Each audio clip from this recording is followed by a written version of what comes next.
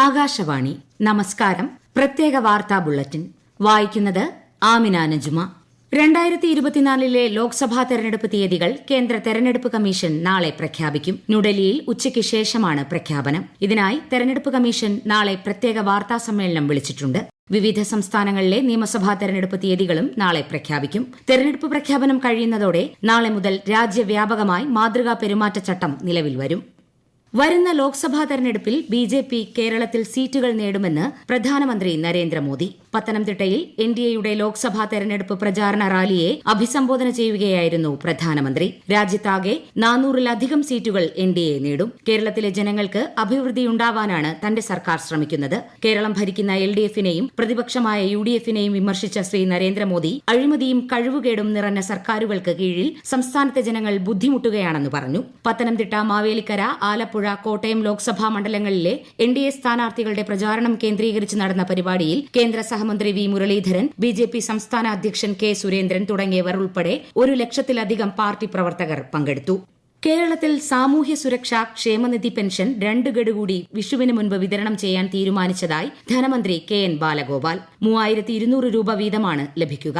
നിലവിൽ 1 ഗഡു തുക വിതരണം പുരോഗമിക്കുകയാണ്. വിഷു, ഈസ്റ്റർ, റംസാൻ കാലത്ത് 4,800 രൂപ വീതമാണ് ഗുണഭോക്താക്കളുടെ കൈകളിലെത്തുക. 62 ലക്ഷം ക്ഷേമ പെൻഷൻ ഗുണഭോക്താക്കളിൽ മസ്റ്ററിംഗ് നടത്തിയ മുഴുവൻ പേർക്കും തുക ലഭിക്കും. അതാതു മാസം പെൻഷൻ വിതരണത്തിനുള്ള നടപടികൾ ഉറപ്പാക്കിയിട്ടുണ്ടെന്നും ധനമന്ത്രി പറഞ്ഞു.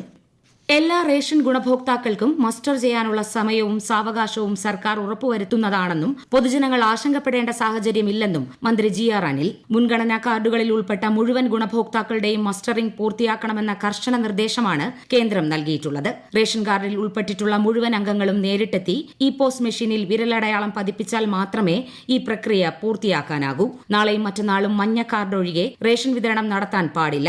മാർച്ച് 31 മുൻപ് മസ്റ്ററിംഗ് പൂർത്തിയാക്കിയില്ലെങ്കിൽ റേഷൻ നിഷേധിക്കപ്പെടുന്ന പ്രചരണം അടിസ്ഥാനരഹിതമാണെന്നും മന്ത്രി തിരുവനന്തപുരത്ത് പറഞ്ഞു. കേരള ഫിനാൻഷ്യൽ കോർപ്പറേഷൻ കടപ്പത്രത്തിലൂടെ 307 കോടി രൂപ സമാഹരിച്ചു. 10 വർഷ കാലാവധിയുള്ള കടപ്പത്രം BSE ഇലക്ട്രോണിക് പ്ലാറ്റ്ഫോമിലൂടെ 8.89 നിരക്കിലാണ് തുക സമാഹരിച്ചത്. സംസ്ഥാന വ്യാപകമായി ഷവർമ വ്യാപാര സ്ഥാപനങ്ങളിൽ ഭക്ഷ്യസുരക്ഷാ വകുപ്പ് പരിശോധന നടത്തി. 43 സ്ക്വാഡുകളുടെ നേതൃത്വത്തിൽ 502 വ്യാപാര കേന്ദ്രങ്ങളിലാണ് പരിശോധന നടന്നതെന്ന് മന്ത്രി വീണ ജോർജ് അറിയിച്ചു. കൃത്യമായ മാനദണ്ഡങ്ങൾ പാലിക്കാതെ പ്രവർത്തനം നടത്തിയ 54 സ്ഥാപനങ്ങളിലെ ഷവർമയുടെ നിർമ്മാണവും വിൽപ്പനയും നിർത്തിവെപ്പിച്ചതായും മന്ത്രി പറഞ്ഞു.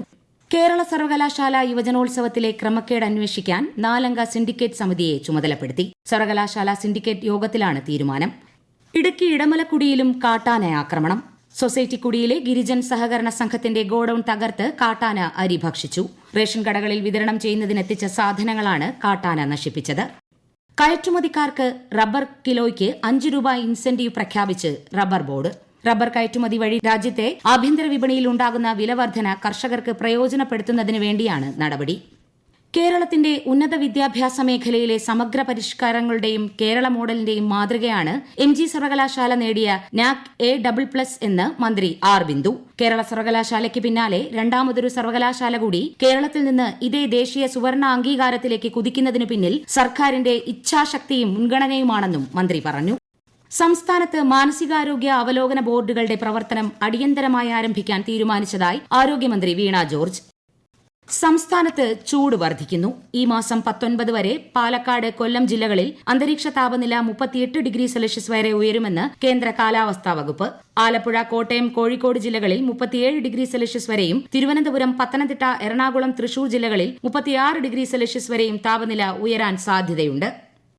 വനിതാ പ്രീമിയർ ലീഗ് ക്രിക്കറ്റ് പ്ലേ ഓഫിൽ royal challengers Bangalore Mumbai Indians പോരാട്ടം. ടോസ് നേടിയ ബാംഗ്ലൂർ ബാറ്റിംഗ് തെരഞ്ഞെടുത്തു.